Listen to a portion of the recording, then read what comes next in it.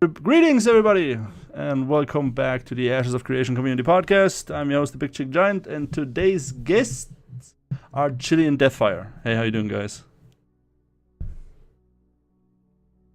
Did I? Oh yeah, never mind. I muted myself. I'm sorry. I muted myself on Discord. Hey guys, I just introduced you. Just say hi. How you doing? This is Chili. Hey, this is Deathfire. Why is it that every time somebody does a podcast that has to do with the Ashes of Creation, you always have some audio issues? I think it's a curse. Ashes curse. The curse of ashes. Hell. So, Early access. So I want to thank Chili because we actually planned on having Moo on today, but he couldn't make it, I guess. I have not heard from him back yet, so Chili is filling in, so thanks for that, Chili. You're welcome. I'm always lurking. People can always find me. Okay, so the first thing we're going to talk about is, I've been on the Discord now for way over a year now. Been part of the community for way over a year. And there are always rumors popping up left and right. So the latest rumor, and they just popped up a couple days ago, is the one about Daybreak. For those of you who don't know who Daybreak is, and I'm looking this up right now because I do not want to state anything wrong, but Daybreak is a studio that has done games like DC Universe Online, PlanetSide 2, EverQuest 2, so it's a known studio. It doesn't have the best status in the gaming community, but the rumor goes, and I have to clarify this because this is all we know. There was an article where it was stated that a source at Daybreak said that there are talks about somebody buying Daybreak, and one of the names that go around inside Daybreak is Steven Sharif, who is the owner of Intrepid Studio. So then the whole rumor mill got started, and then there was a statement by Steven Sharif saying he cannot comment, but he wishes everybody Daybreak the best. And there was also another comment by Daybreak itself saying that any rumor in that regard is false. So, Deathfire, I know you wanted to say something about that whole thing, so why don't you start us off? What do you think? What's going on? Do you think it's true? Do you think something's going on behind closed curtains? Man, I have so much to say about this. First of all, a little correction about Daybreak. They used to be Sony Online Entertainment, and then things changed with like people like owning it and stuff, so they switched names over and then they became Daybreak. But as a lot of people know, Sony Online Entertainment were the ones who, had Star Wars Galaxies and, pushed the EverQuest series further and further. So it's a huge thing when somebody's talking about acquiring Daybreak / used to be SOE as an acquiring them and getting their intellectual properties. So it's kind of a big deal in that regard, with like how those past games are going to move forward. Now, as when it comes to the rumors, there's so many things jumbling around about it. It's exciting with what can happen with it, especially if the rumors involving Steven acquiring it. Like there would be both a benefit and a backdrop. I've been actually like reading through comments on it. It's crazy what people are thinking. There's just a lot of craziness with it. Let me throw something in here, because a lot of people they jump on the rumor mill, and we all know the rumor mill can go out of hand. I don't think Steven is buying Daybreak. Doesn't personally make sense to me. I know the process, and I've been part of studios being bought. And the process of taking over a studio is something that I don't think Steven has the time for right now. So personally, I think there is no full takeover of Intrepid over Daybreak. I think rather one of the possibilities that seems most likely to me is that there are in talks about taking over employee contracts. That would make the most sense to me right now, because we all know they're always looking for hiring. They said they want to grow their team, and I just don't see Steven at this point in the state the game is right now, buying a whole nother studio with a whole bunch of other IPs that are not currently doing so great. Chili, what do you think? Well, I'm kind of on that same exact track. I think that if I were a betting man, and I'm not, I would be betting that Steve would be looking at those assets as the thing to acquire, not necessarily the studio or the facility. Now, that's not to say that that wouldn't also be looked at, because in expansion, you gotta have a place to put them. So obviously, this is all hype. We don't know what the real truth is here. It's all conjecture. So we're guessing at this point. But if we were to guess and it were to move forward, and he was going after those assets, it would be easy to see him definitely wanting to get the programmers. I mean, as Deathfire said, we're not talking about Chili, the programmer here. We're talking about Sony type people and people who've created these games. They have experience, years and years of experience. So not a bad purchase if that were to go forward, or not a bad addition. But at the same time, if you want to say that there's some assets beyond that, like the actual physical studios and or even some of the equipment, computers, what have you, it wouldn't necessarily be a bad thing too, because it would have to expand. I mean, we know of another game that's an alpha that's doing a similar trick, where they're putting up facilities in multiple countries and expanding their staff in that same way. Not necessarily through acquisition, but literally getting a bunch of staff and putting them in a whole new facility and putting them to task. So, if we're going down the road of if he does this, if it were true, I believe the assets are what he would want to go after, but I wouldn't bat an eye if he went for more than that. But we'll see. Let's play a little game. One of us is gonna do best case scenario. What is the best thing that could happen if this were true? And somebody else is gonna do the worst case scenario. Which one you want, Death? Damn, I have both on this. Like, actually, I have so much to say on this. You know what? Because I'm a nice guy. I know other people say otherwise, because I'm the Lord of Salt and everybody thinks I'm a horrible person. Anyways, I'm gonna do what I always do. I'm gonna try to play the bad guy here. All right. And I gotta make this real quick, because this is the only thing that I can actually think of in this regard. Maybe Deathfire can add something to it. Let's say Steven comes out swinging and says, you know what? Ashes is running so well. There's gonna be a hit. You know what? I want more. I tasted blood. I want more. I want more IPs. I want more people, bigger staff. And he buys Daybreak completely. He takes over Daybreak completely. He buys EverQuest, DC Universe, Planet Online, Just Survive, H1Z1. He buys the whole thing. The bad thing that could happen in that regard is now he realizes, the IPs I just bought, they don't make any money.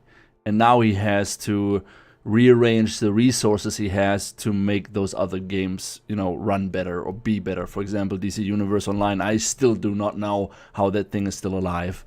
That is for me personally the worst case scenario. That he will have to, I have to say this again. This is only if. This is a big if. Nothing is confirmed. Anything I'm saying right now is completely speculations. So that's, for me personally, the worst case scenario, that he really buys the entirety of Daybreak with every IP, and then he has to reevaluate where he puts his resources. All right, who wants to be the good guy? I'll be good guy in scenario. Okay, so let me add a little bit more to the bad side of that, since we're going to do the good guy, bad guy thing, and you've got a lot for the good guy side. I have a lot for both, actually.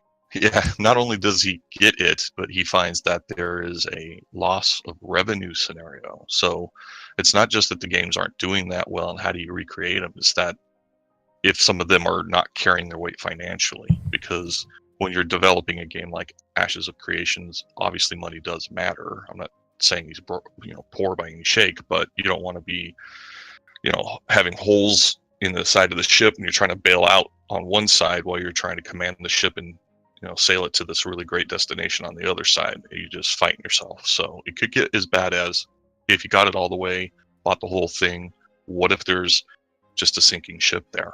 One or two or multiple of the IPs are just money out the door. Bad. Okay, go. Alrighty, so good thing in this scenario that could possibly happen. First of all, fun fact. A lot of the major devs that are at Intrepid used to work at SOE and Daybreak. Correct. They were there for EverQuest, they were there for Star Wars Galaxies, they were there for the big titles and a lot of the good times, and pretty certain bunch of the bad times. Now, a good thing is, by acquiring this, he's acquiring all big name IPs, right? The main issue with those big name IPs right now is that they haven't really been led down a good enough path for them to actually, keep their namesake and keep going forward and keep pushing forward. Steven, as a player who's definitely played these games and has seen the problems with them, would definitely be able to weed out a lot of the issues that they're having. Okay. And be able to sell off any extra IPs that definitely don't make the cut, like DC Universe. So I can totally see him that if he acquired Daybreak as a whole, probably just selling off that IP to something else, or even just shutting it down altogether. However, I can totally see him doing something as amazing as revitalizing Star Wars Galaxies, if that's still within the realm of Daybreak. I'm not sure how it works with SOE becoming Daybreak, because name changes and contracts and stuff, and how copyright works. But definitely I can see him changing things for how EverQuest and EverQuest 2 work. I can totally see him changing things for H1Z1, probably even instituting better anti-hacks. And there's also the fact of acquiring the employees there, and not to mention his employees that he currently has that are capable of wearing multiple hats. He'll be able to throw everybody around wherever they need to be. Okay. And a lot of the old employees that used to work there that are now at Intrepid would be able to have a chance to go back and change things that they didn't want implemented in the first place, or implement things that they always wanted but never got the okay for. Okay. So, Chili, you got anything to add? No, I can totally see all of what he's saying there. It's totally a possibility that it could revitalize a lot of those IPs. Okay. But at the same time, it would flip the coin on Death there and say, so what's your apprehension, though? Because you said you had the flip side of this coin and you have some knowledge. What are you seeing? Okay. Let me throw something else your way, because I just want to add this before we jump on to the next topic. Again, we have to make this really clear to anybody who's watching, because we know Steven is watching, and I don't want to get on Steven's bad side. Steven, don't bear me. Steven, I love you. It's all hypothetical. It's all hypothetical. There is nothing confirmed. It's only a rumor. We're just talking about it. That's it. That's right. One other possibility that I could think of is, let's say if he buys an IP, he doesn't have to buy the whole thing that is Daybreak, but most of Daybreak's games, they are in a certain genre, future, shooting, whatever, and then you have EverQuest. If Steven buys only the EverQuest IP, that opens up a whole new realm of possibilities for creative stuff, because now he can utilize things out of a MMORPG game that has been around since the dawn of the genre. And I would since like I started playing. Yeah, same here. I started with EverQuest. I'm that's my first. And I know Steven. We all know Steven is a big tabletop guy, and he loves that sort of stuff.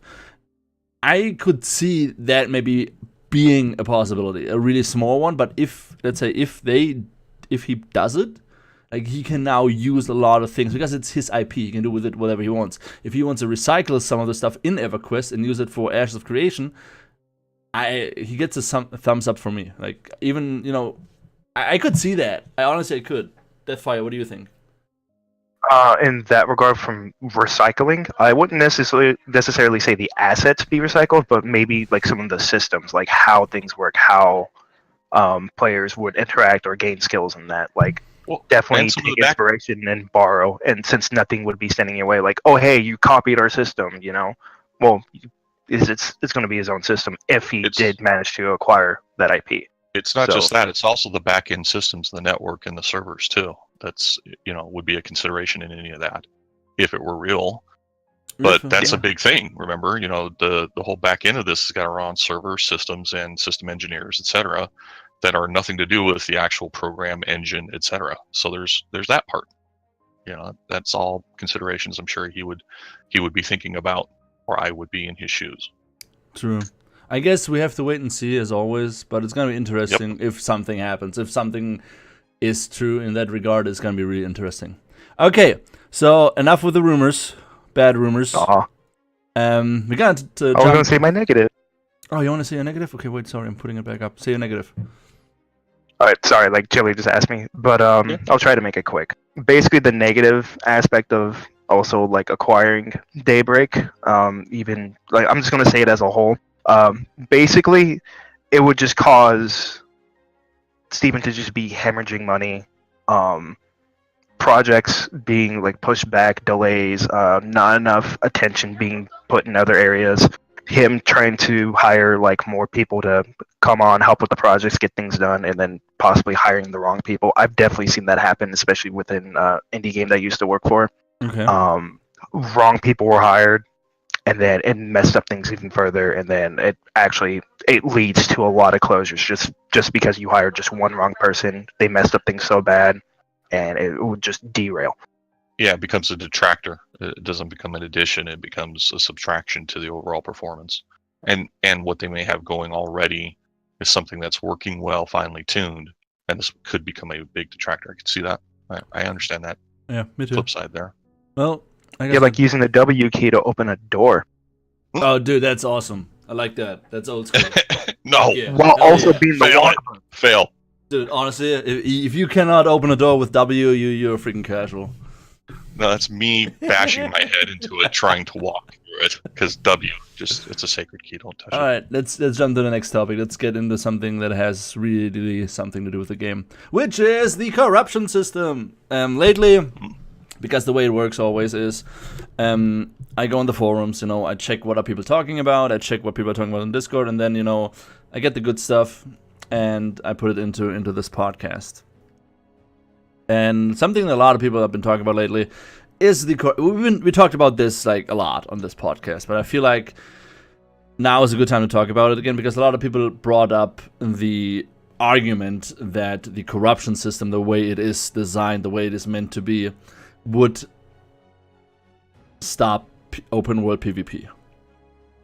And they bring same here, but the way they described it is, having corruption and, a karma system or whatever in the game doesn't allow the freedom of, you can attack whoever you want. And I want to like quote again Steven here because he said, he wants the game to have meaningful conflict. That's always the term that I always go back to. So what I want to know now from you two, now that, it's been over a year since the game was announced, since the community started, how do you feel about the corruption system? Do you still feel it is working? It will work? Would you change anything? And Chili, because you were so nice to fill in for Moo, you can go first. All right. Okay. So the corruption system is very similar to another game. We're allowed to say other game names, right? Let me think. Right, like I don't work for Intrepid. I think yeah, you can mention other games. Yeah, why not? Go for it. Jesus Okay. Christ. So I have to reference this for those players that have been on it, and that's Black Desert Online. Have either of you played that one? Of course. Which one? Sorry. Okay. Black Desert Stars Online. wasted. Yeah, I don't. Yeah. I those 2.5 years. I don't know. I think I was somewhere in Taiwan and I was under drugs. I don't know what you're talking about.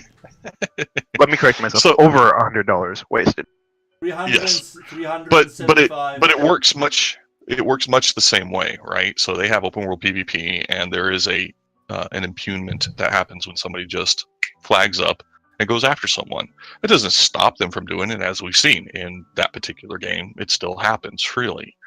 But what we certainly don't want to do is get into this scenario where it starts becoming a gank fest, right? So Yeah. we don't want it to melt down into what a lot of games that have open PvP have just turned into, which is a set of people, even possibly a large guild, is just running amok, and they're wrecking the game because they want to, or they're wrecking the game because they can, or whatever the case may be, and they're doing it via the PvP system, and they're causing people so much grief that they're just not signing on. Now this has to do with a financial decision, in my opinion, not just am I catering to one type or the other.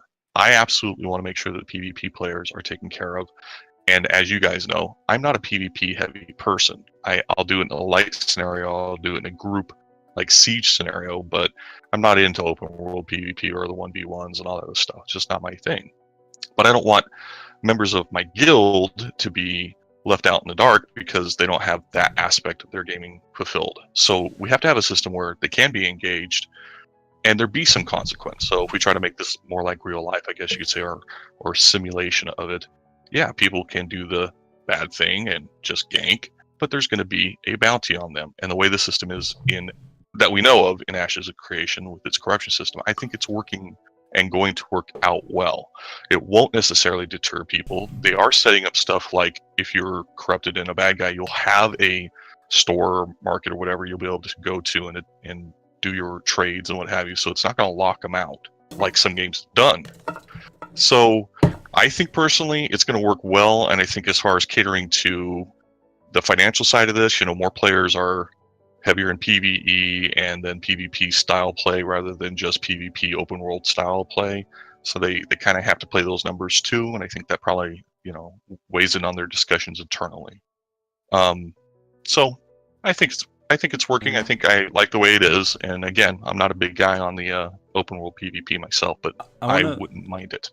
Let me jump in here real quick because we got Indie 1964 from YouTube saying, what would stop me from running as a duo, one PKing, the other one killing the PKer?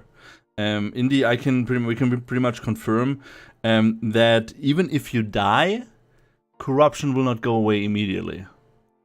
We do not know how corruption will be removed. I think there were points that pointed towards the direction of how corruption gets removed, but we pretty much know that depending on your corruption level, just dying isn't gonna do it. And I also want to throw in, I think the reason this always comes up, and that's why you can go after this, you can share your opinion on it. I believe that a lot of people that actively PK, that actively gank people because, it's fun to them, making other people miserable, they enjoy it. And it's sad that people find joy in that sort of thing because but it's the internet. I get it, but I think what a lot of people do not understand that bring this topic up is that the world itself is not static. Because if you have a static world, there's not going to be a lot of change. So therefore, there's also less possibilities of what you can do.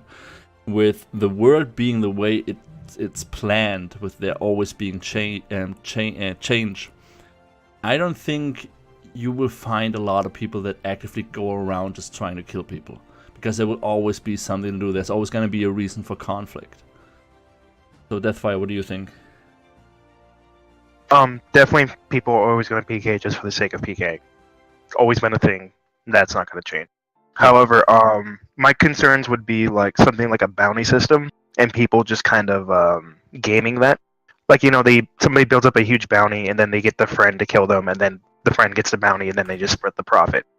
Kind of annoying, and it could just do things to where that's how people gain money. Just PK low levels, PK low levels, even like members that are technically part of the guild, but they're on another character or on another account that's not part of that guild.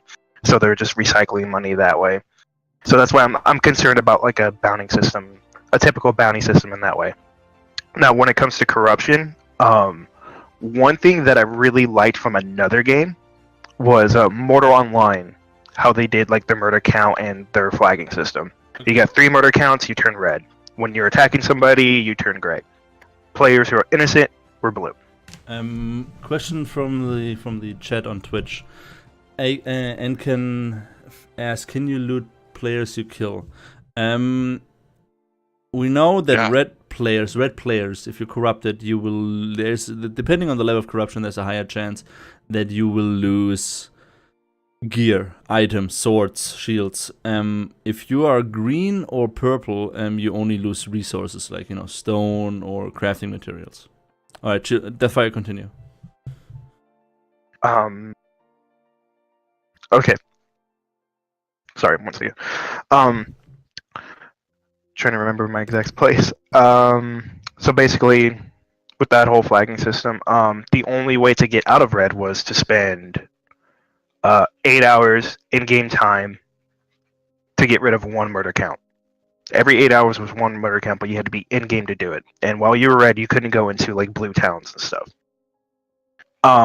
This led to a thing to where like players individually had reputations, so other players would learn identities of alt accounts and stuff like, oh hey, I know it's this person, I know he's only on this blue character, and because he has like a major red character and stuff, I know this guy's a jerk. So there was a really positive thing that happened with that, with players themselves actually earning reputation, which Ashes is really trying to strive for. So that's why like I kind of like a system like that, but I would love to see it a bit more fine-tuned, combined with the corruption system that they have here, like already starting to go in place. I could get behind a system like that easily, where a reputation starts building, both by the player base and, like you said, something that's tracked within the game. I like that. Yeah. My only concern would be like definitely not copy like an 8-hour timer for in-game. No, that seemed a little bit harsh. 8 hours for one murder. Well, yeah, that's why when people had a red character, they had a red character. Like they didn't get out of red. Like there's still people in there with like 200 plus murder counts. Like yeah, that character's forever red, and that's kind of a problem, because then you're kind of forced to roll an alt character, and yeah, no, you want a bit more freedom with each one of your characters. There should be a buy down, a timeout, but also a buy down. Like if they go do, here's your bad guy quest that basically is helping out the society or whatever, the area, your particular community service. Community, yeah, there you go, right? So basically, like timer and or community service. Yeah, add them together so they can spend an hour, and that's half of their time for the murder, and during that hour they're wiping out trolls that are plaguing some village over here, which is earning them some street cred back. And so in an hour they get it wiped out because they've done two things. They've waited an entire hour, plus they've done a quest, or they could just sit it out for 2 hours if they want in-game time, or they could go do a bunch of questing and try to cut it down. That way they're feeding back into the populace. You know, it's kind of not any different than what we really do, right? So it just can't be that impugning. 8 hours for one PK, that's too much. Wait, Steven, I think, was it a Jealous? I think was it the interview with the Jealous on PAX? Steven also said it depends on the level of the player. For example, if you're max level and you kill level 1, you get more corruption. Believe it. That's good. Yeah, that's good, right? Yeah, because if they're doing it to each other at 70, then that's PvP. That's fine. Yeah. But if they're just going around in lobby zone, wiping out 20 and 30 of them as they're making their characters and figuring out how to play, no, they're going to ruin my community, and they're going to ruin my new guild members, and I'm going to be pissed. So, no, I don't want that. But that's also another reason why I don't want a bounty system. Was because they'll gain that corruption even faster, turn red, and then, guildmate kills them, collects a bounty, splits it with them. But rinse, repeat. That's how they earn money. Who is paying the bounty? Whether it be another player, like I wouldn't necessarily say other players, but like if the game itself had a bounty system, like to where like the game would pay out, to where it's basically just going to be like an infinite resource, okay. Or if even just politically another player from another guild, because like they're level, like say Chili's level 1s were getting killed, so he places a bounty. Well, this was already planned out. And so it's going to continue happening, and Chili just has so much money that he'll just keep putting up the bounty because he's sick of the guy. So then the enemy guild is just going to profit off of that. Okay, so how would you, if you could change the bounty system, how would you change it?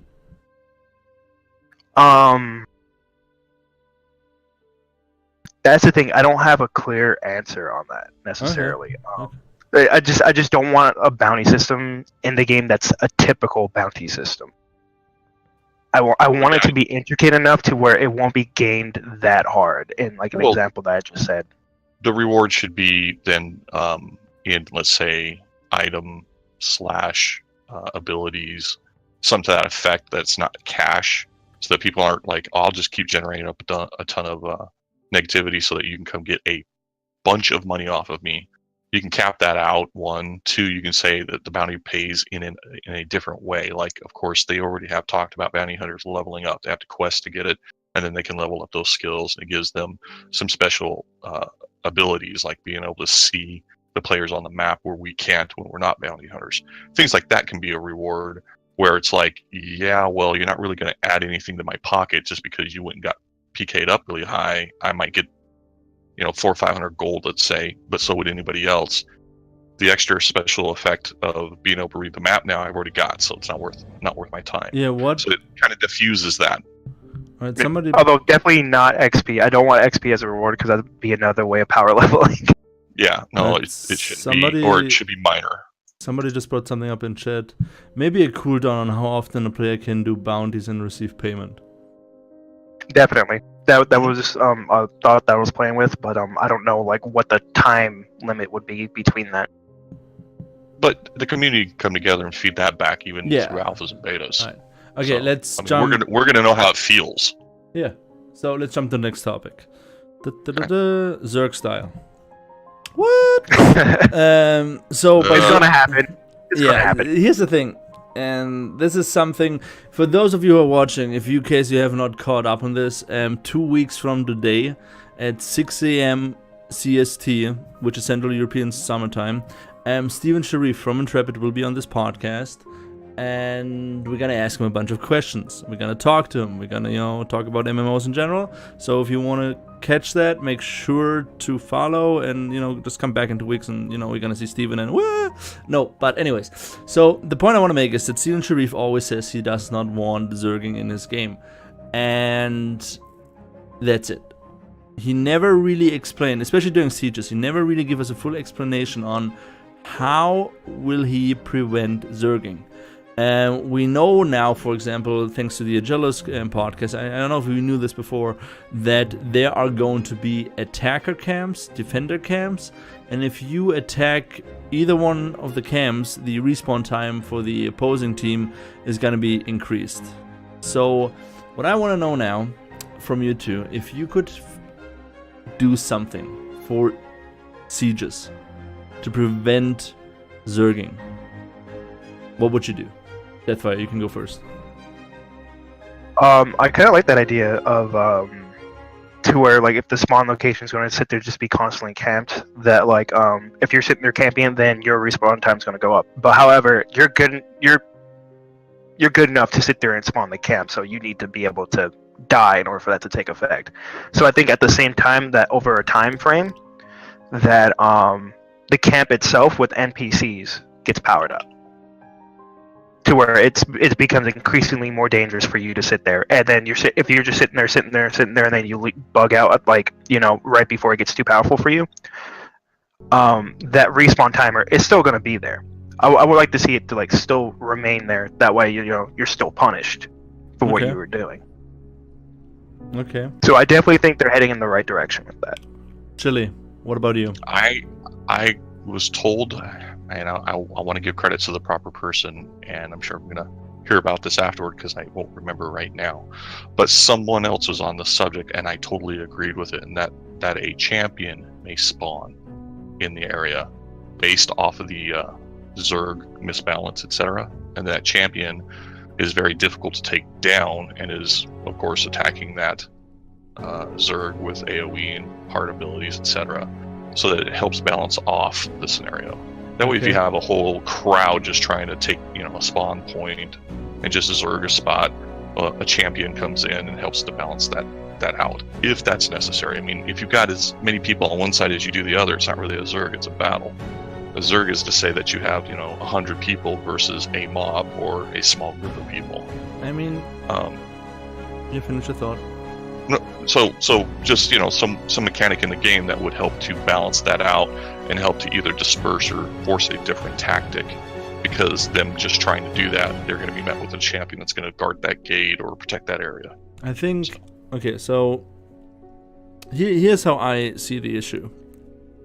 I think what Steven really does not want is the Zerg type PvP you find in Guild Wars 2.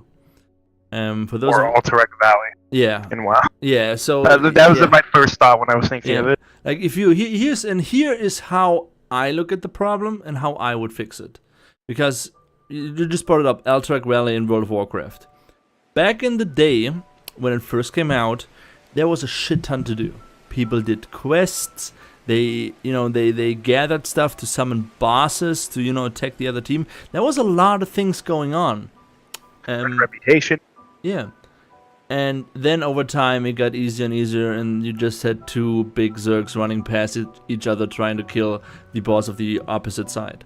So my idea or my hope for for them to fix this whole problem is because we know now there are sieges. We know now, there's gonna be big battles.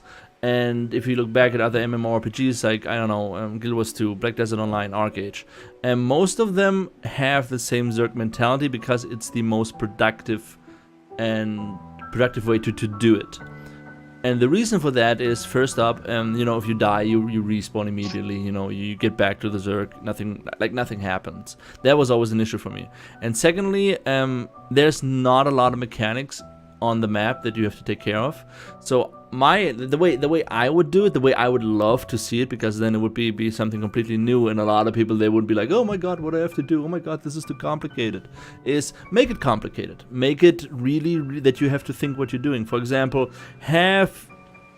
because we know you have a siege camp if you're attacking where you are starting from. This is your respawn.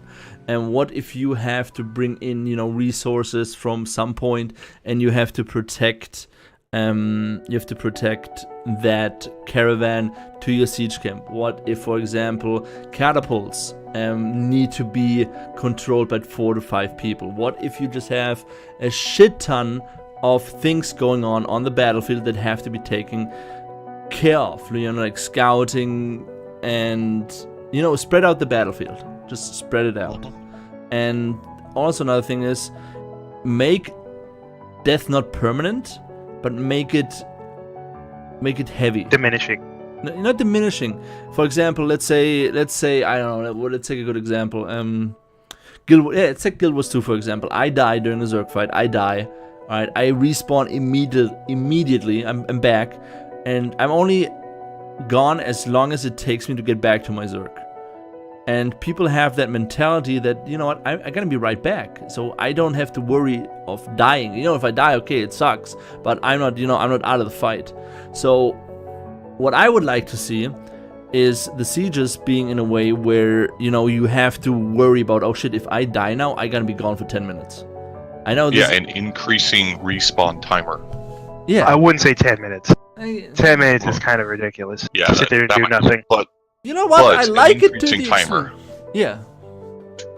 Because that way, okay, maybe not 10 minutes. You know what? Let a guy dream, okay? Let a guy dream. But again, I think the community could feedback, wait, 10 minutes is too long, or hey, you know what, that 10-second thing, yeah, it's a joke anyhow. We're still just working past it. Well, 10 seconds is definitely a joke, but you also don't want to keep people out of your game while they're playing their game. I know. Correct. While they're playing your game. But what would be a good time? Because here's the thing, most people, if they run into big PvP fights, they want to kill people, but they don't worry about their own death. So sometimes they overextend because they're greedy. If holy shit, if I'm too greedy now, if I die because I'm too greedy, if I'm stupid, you know what, I'm not gonna be able to fight for like a good amount of time. And Steven always brings it up, and it was also just said on YouTube, risk and reward. If you want to risk overextending on the front lines to kill a guy, you kill the guy, that's a reward. If you risk it and you get killed, then there should be some like punishment, because it's a siege, it's a big ass battle. Well, I mean, drop items / increasing timer. Actually, I do have a solution in this that I think would work. All right, go for it. Definitely, like, at least a 30-second timer for rezzing. But once you res, you have like maybe 45 seconds to a minute of res sickness, to where your movement speed is not 100%. It's going to be dropped like 60% or 70% or something. Or there's a debuff on your skills. So definitely, yeah. So I was just thinking in the part to where it would take longer for you to get back the greater the distance. Okay. So say like your Zerg was much further up, in order for you to get back there, it's going to take you much longer. But however, if your Zerg is like right there in front of your base defending, then you don't really need the movement speed. You're already there. Okay. So depending on where your Zerg's at, it would balance out. Okay. Yeah, I can see that. I mean, Alpha 1 is around the corner. We're gonna know how it plays out sooner or later at the end of the year. They need to upgrade that pack. Yeah. Okay, let's jump, because we're actually talking about the topics way too long. We're actually already 45 minutes in, and we're only at topic 3, and we got 3 more to go. Let's jump to the first topic was Daybreak. Yeah, right. That took a little bit longer, but Topic number 4, in-game communications, and we're gonna make this a quick one. You know, there were some talks about in-game communications, you know, via Discord and whatever. If you could imagine the perfect system when it comes to in-game voice or whatever, like, would you like to see it? Like, what options do you want, or do you even want it? Don't even bother with in-game VoIP. Everybody's just gonna be on TeamSpeak, Discord, Vent. Don't even bother with in-game VoIP. Okay. Nope. It's additional packets. It's additional packets, programming, etc. that I have found is in 90% of the cases turned off, or have some that is generalized locally in certain areas, like the tavern scenario that he was talking about. Have that. That's fine, so that can be there, and people can elect to turn it on or off if they don't want to hear the chatter. But as far as like your group dynamics and your team and all that stuff, don't reinvent the wheel. Adopt Discord into your game. Use Discord, whatever, because it's been done. Okay. So, I gotta take the other side of this again. I do stream once in a while when I have time, and I used to stream a lot of Black Desert Online. And one thing that always happens is, oh yeah, look, that guy is streaming, let's go stream snipe him. And most of the times, it goes the other way. You know, they try stream snipe and it goes the other way. And I always wished, like, in that moment that I had voice, that I could talk to these people and just be like, oh yeah, you know what? You suck. And, you know, I do see because, you know, I also do it in PUBG, you know, it's fun. It's to some degree if you can communicate with a guy who just tried to kill you. But I get the whole, you know, sending the packages and whatever. I get that. And having it on, like, locally for the taverns and whatever, yeah, I could see that work. Yeah, I mean, I agree with the tavern. It could be a generalized one, but I wouldn't want to see a whole comm system put in, like being able to say, okay, well, my group is in its own voice channel, my guild is in its own voice channel, there's the local area voice channel, and there's games that have tried that. They're basically recreating Discord, and it's like, why? That's just crazy. Put a generalized area of sound. So, you know, normally I would hear you talking at 10 or 15 feet, or however you want to say meters. You know, in some people's cases, that's fine.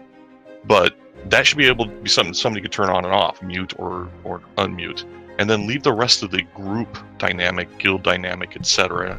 Even the big, you know, siege dynamics to a system that is built to handle this. Okay. And that's Discord. That's my opinion. Okay. Can't live without the voice communications, but I don't want to see it, you know, become just another thing that they got to fight with the bugs and people end up turning off because it's not implemented well or whatever the scenario might be. Yeah, I get that. Deathfire, anything to add?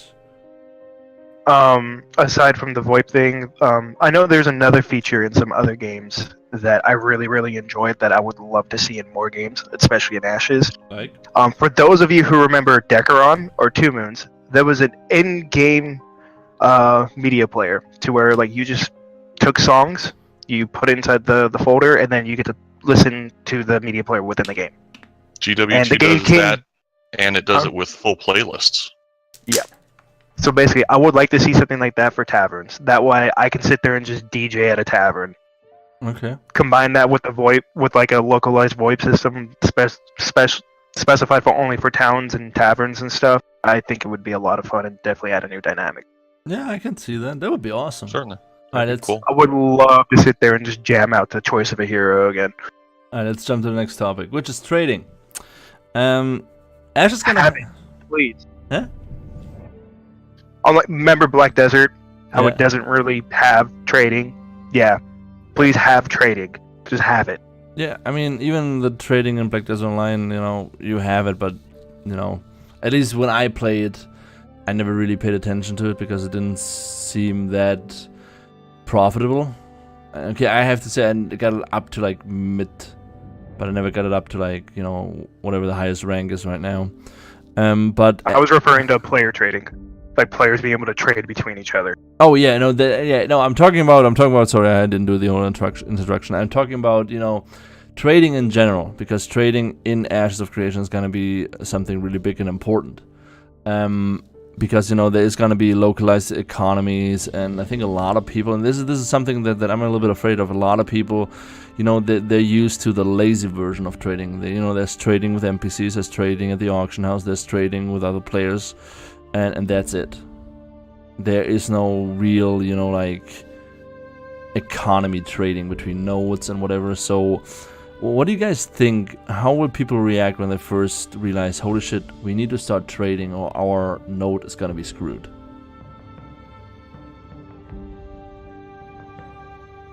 You take it. You take it.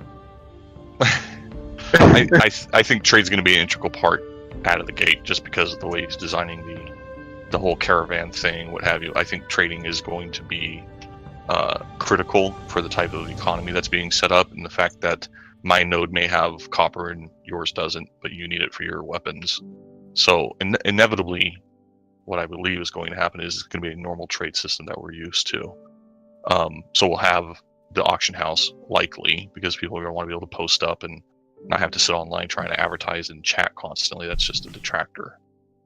But then there'll be, person-to-person style transaction capability, because I'm gonna have the ability to pull wood out of my foresty area, and you're gonna have the ability to pull iron out of your mountainous area. We're gonna have to be able to trade those things. So I want it in there. I don't see any reason to not have it in there based on the designs that we know he wants to implement. Yeah, it's just kind of a given, in my opinion. Okay, Deathfire, what do you think? One thing I would like to see, because I know trading caravans are going to be in the game, I would like to see those scaled to where smaller caravans would move faster, but of course, they have less power behind them, there's less guard, but, they're moving quicker. And then larger caravans, definitely a lot more firepower, but carrying a lot more goods.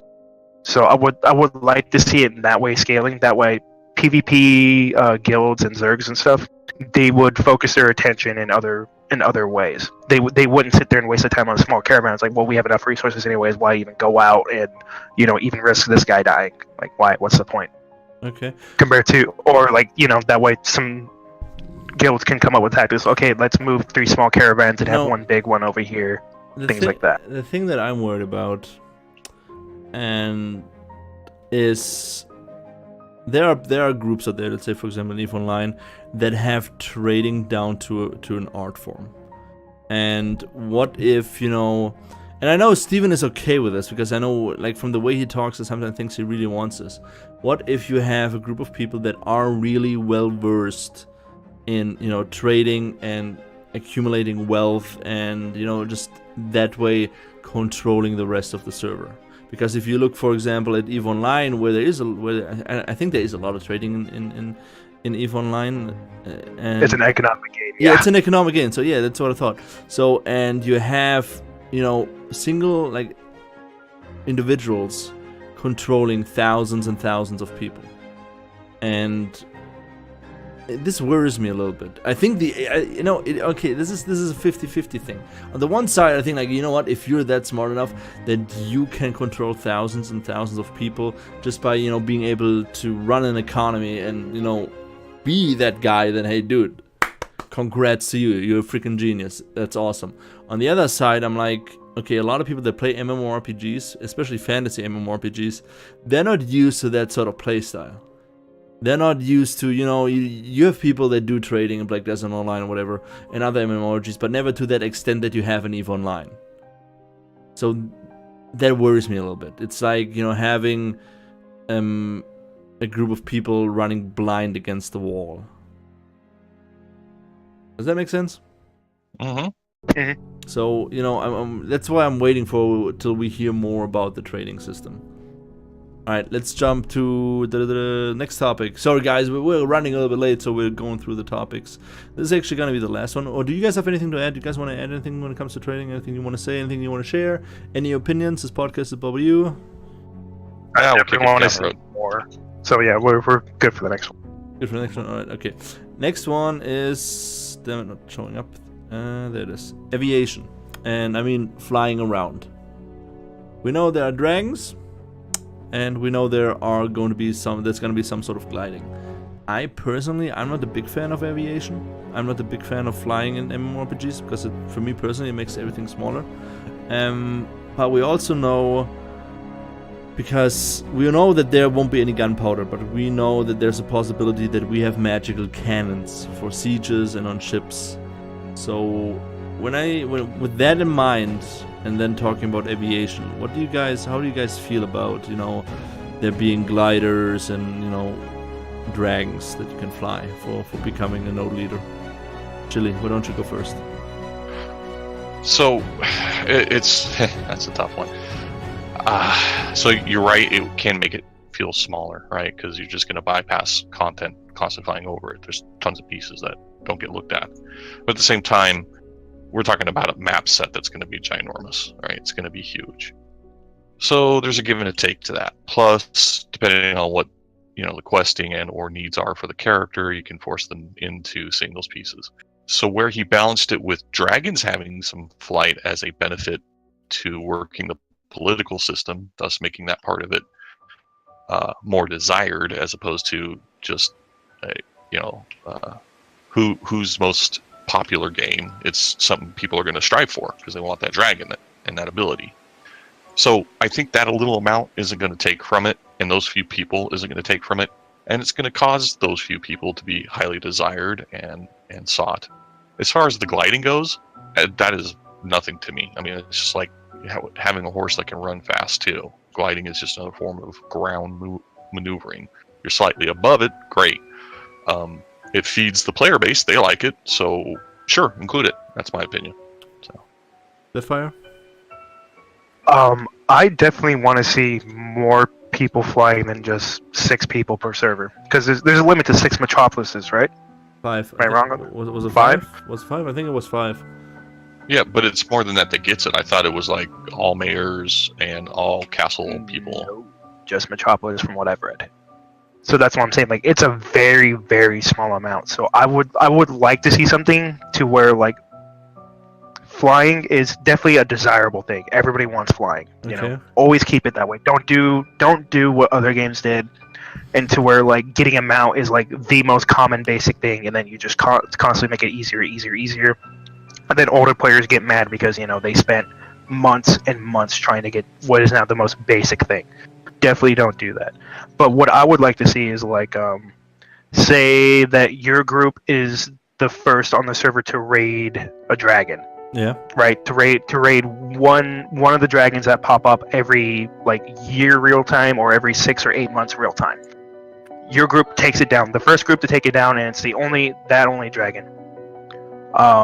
I would definitely like to see some of, like, that dragon mount drop for those players because they earned it, you know? Like, Well, it's definitely not going to be like an easy boss or anything. It was like something that they sat there, they strived for, they worked for, and then that's their trophy, you know? They get to fly. Well, Things like that, to where it increases the number, but not by a lot. we know that there are going to be rare drops that have to be bred. And those drops is, for example, you know, you kill a dragon and you get a rare chance that he drops an egg, and you have to breed that egg, grow the dragon, and then you have a timer on that dragon. The problem that I have with flying, and especially in this game, is like I said earlier, as soon as you start flying, the world seems smaller. And in a static world where nothing changes, like in World of Warcraft, I could not give a crap what happens below me when I fly. It's gonna be the same. Anyways, so the problem that I have now is, you know, they are working really, really hard on creating a system that allows change on a daily basis depending on what the players on the server do. So for me personally, I probably, even if I have the chance to glide or to fly, I probably just gonna skip it, because I actually am going to enjoy riding, you know, through the world and actually seeing, oh, holy shit, look at that node actually de-leveled, and now there's a hole of trolls chasing a bunch of players. But gliding doesn't take you out of that same Well, thing. If you're saying okay to be on a horse. Well, it depends on when I say gliding, I mean like Arc Age type of gliding, where you can go up to a mountain, start gliding, and you go across the half of the map, and you don't even bother what's below you. From what I've gathered, as I've heard Steven say it, it's going to be something that skims off the ground at a distance, so they can traverse easier, but it's not going to be like glide at whatever elevation you're at. Only the dragons will fly. So if it's like that, to me, it's just another form of ground travel. Although it's cooler, maybe a little quicker, it's not going to be dragons, you know, go up to the highest point, like you said, jump off, and then glide across half the map. And I hope it isn't that, because you're just adding in everybody can fly. And I still prefer the dragon drop. People can get flying mounts if they earn them, but not, you know, sell them all for cash money and things like that. That's not a good way to go. Exactly. I actually agree with especially having to raise a dragon. That way, animal husbandry becomes even more of a great skill, because that's something that's definitely been lacking. Okay, I got these animals, I breed them, boom, done. It's no. I'm the only person on this town who can raise a dragon, even this region, this node. But my counter argument to making the world seem smaller and everything, because you are right about that. The world does become smaller, and people do generally skip over things. However, what's different from this game and say game like WoW, when you're just flying over everything, the world is ever changing. You are going to want to explore, and by deciding to fly over it and not exploring, it is your own choice. You're punishing yourself in that regard. It's not content that you've seen before below you. Unlike in World of Warcraft, okay, I literally did all that content before on another character. It's a global achievement. I don't need to do it again. I'm gonna skip it. Ashes is not going to be like that. To where if you really want to experience the ever-changing world, then you're going to choose to experience it. However, if you want to get from point A to point B real fast because you need to and you have the means to do so, then you're choosing to leave out that small aspect for that time being. But you're definitely going to choose to continue exploring later on down the game, because that's one of the beauties that Ashes is going to present. I agree on that, and I think because there's also a lot of people, they're complaining, this isn't going to be any fast travel or auto pathing or anything, and I'm lazy. I think screw that stuff. Yeah, I think those people that are the loudest when it comes to that subject, I think they don't have. I think, at least in my opinion, I think they have not understood what they're building. They think, in Black Desert Online, if I want to go across the world, I can just go from A to B and I'm not going to miss anything. And I think they don't realize is, hey, if you go from A to B in Ashes, you gotta at least every day see one different thing than to the day before. I think as soon as that whole idea actually makes click in the majority of the people that are into, autopathing and quick travel, I think they're gonna be silent really, really quick. Well, and they're coming to play an immersive game that's being resurrected out of all the mistakes. I mean, that's the whole story behind why Ashes of Creations even got its name. So that's why it's part of an you're going to be in an immersive game. You're going to have to immerse yourself to enjoy the game. If you just want to blindly watch TV and point click face roll, I played today. That's not the game that's being designed. It may not be for you. Exactly. So okay, you gotta participate. So that's all the topics for today. Chili, I want to thank you again for jumping in. Deathfire is always nice to have you.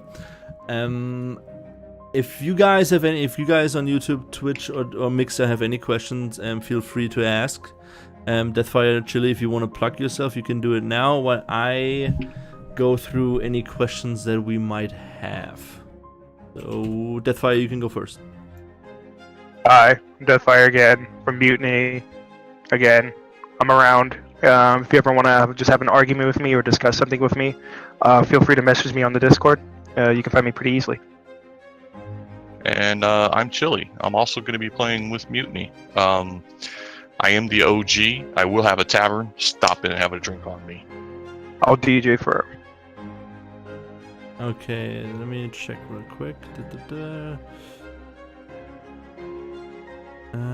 Okay, I have way too many questions that are directed at Steven, so give me a moment real quick. So a quick reminder again, 2 weeks from now, I think it's the 12th. Yeah, the 12th for Europeans, and it's gonna be the 11th for people in North America. Steven Sharif, the owner of Intrepid Studio, is going to be on this podcast. So if you want to drop in, if you want to ask a couple questions, feel free. God damn it. Yep, Eric. I'll be there. Yeah. Oh god, yes. Are you going to? Okay. Yeah. Okay. Every question that I have on the forums, I set up are for Steven. So anybody? He loves me. Here's the thing. Normally I have between 10 or 15 questions that are for random members of the community. But since I announced that Steven will be on the podcast, I'm up to 211 questions now, and they're all pointed at Steven. So I think it would understandable. They're the answer for every single one of those questions. Tune in.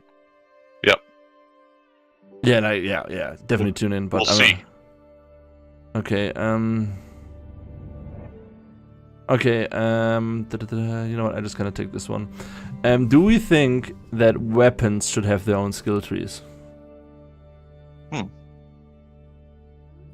I like the idea, but it definitely does have to be done right. It can't be like how, once again, name drop, World of Warcraft did weapon skills to where it was a pointless thing. There was just no reason for it to be in there. That's why they even took it out. But I would like skills attached to weapons within a skill tree, and then the more you use the weapon, skill points go up, and then you select your skill trait. Just like, you know, how it works with classes. Yeah, I If can see the that. system's being designed that way, that's absolutely what I would prefer to. Because if I spend a lot of time on my bow, as a ranger would, I want to get super skilled with it, right? And then if I go and pick up the sword, I want to look like an idiot trying to open a letter. Because I haven't spent any time with it. And a true swordsman should come and show me how to slice and dice onions and whatever. So, Ooh, yeah, no, I think that'd be a nice thing. What about you know, it's... what about this? What about not a skill tree for each weapon? You know how World of Warcraft did the whole weapon skill thing in the beginning? Where That I mentioned. Yeah. It was pointless. Well, I didn't think it was pointless. I actually kind of liked it. I actually did like that you have to spend a lot of time learning how to use the weapon. And if they actually build up on that, let's say you have an extra XP bar on your character for each weapon that is available, and let's say you start, leveling up those levels for whatever weapon, and depending on the level of said weapon skill that you have, you unlock a possibility of, either choosing, let's say, I don't know, let's say ranger bow, you level up one level, and now you get the chance to choose between either fire arrows or, I don't know, ice arrows. But that's the skill tree that I mentioned. Yeah. It is? Yeah, that's basically the skill tree. Okay. And if you invest the points in the fire side of it, you're not going to be as strong shooting the ice arrow, but you still could, right? You just won't gain the positive benefits of the fire side that you've spent the points in, assuming those two as separate tree parts. Or But at it least, could just be elemental Yeah. versus, ballistic. It could also be like each talent just improves like the ranger ability or like just an ability for that class, Like instead of like separating it. like a passive ability? Yeah, to where like say if you do shoot fire arrows, well now since you're like level 50 with a bow and you have 3 skill points into fire arrow, it gains additional burn damage over time, or just like other things like that, to where like it gets added traits, to where compared to like basic fire arrow, to where it's just fire damage done. Yeah, I could see that. I would like that. Like I'm a big fan of make it really complicated and in depth, and I'm gonna fall in love with it. Because if I can honestly spend hours and hours on theory crafting and testing stuff out, like I'm happy. Like And there's a lot of players that enjoy that now too. So Yeah. and it causes diversity too, because you're saying, well, no, I went ice, and I did ice because I'm going to do more crowd control, and you went sharp or ballistic style because you're going to do more DD, and that direct damage you're going to want piercing, etc. So you just make a diversity is good, right? Because we all want to be an individual hero, and what we definitely don't want to be is clones. So I like that. Could also have a thing. Sorry. Because let's be honest, most MMORPGs these days, they're simple. No, they're just simple. They're way too simple. Like I don't have to, think about what I skill. I just go online, go for I want to play the meta. So I pick that. There is no meta. Yeah, like compare. Look at. I'm gonna go again with World of Warcraft. Look at World of Warcraft skill trees now. Look at back in the day, in Classic. Look at Guild Wars 2 and the meta, monster that is. Oh god, I hate Mesmer. Just go Mesmer in PvP. Right? I really tried to get PvP back. build. I really tried to get back into Guild Wars 2 with the whole rating and whatever. But honestly, I could not deal with. Hey, listen, you don't play the meta, I cannot take you with me raiding. I'm like, dude, I just out-damage your top 2 DPS and I'm using a classic build. You know, it's that sort of, you know, meta behavior that I really hope Ash is not gonna have, so I hope they make skilling your character in depth as much as possible. Okay, so you guys plugged yourself. I announced Steven for in 2 weeks. We answered a question from chat, and I think we're done. I think we had a good podcast. Appreciate you having me on. Oh no, Chili, thank you for filling in for Moo. I really do appreciate it. Everybody, again, thanks for watching. Thanks for joining in. If you have any questions for Steven Sharif, make sure to keep an eye on the forums. I will post about it, I think, in a week from now. If you want to DM me your questions, you can find me on the official Discord. And yeah, everybody, stay salty. Alright, everybody, take care.